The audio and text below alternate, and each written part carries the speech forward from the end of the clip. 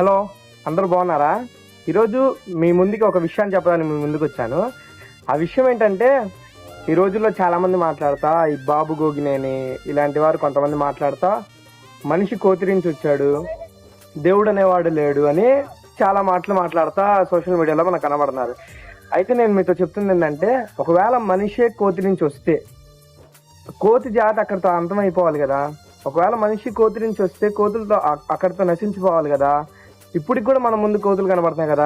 ఇప్పుడు మనుషులు ఎందుకు రావట్లేదు కోతుల నుంచి?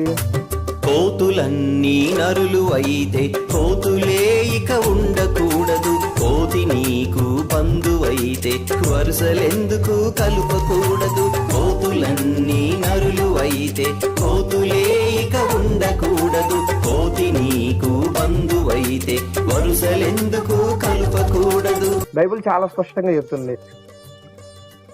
ప్రతి జీవరాశి నుంచి ప్రతి పక్షి నుంచి వాటి ఉనికి వచ్చింది. అంటే ఒక్కొక్క టైప్ పక్షుల నుంచి కానీ చేపల నుంచి కానీ వాటి ఉనికి అలా దేవుడు చేసుకుంటూ వచ్చాడు. కానీ అడవి జంతులు, ప్రాకు పురుగులు, పశులు పక్షులు, నీటి జీవులు వాటి జాతి బట్టి దేవుడన్నిటిని కలుగజేసెను.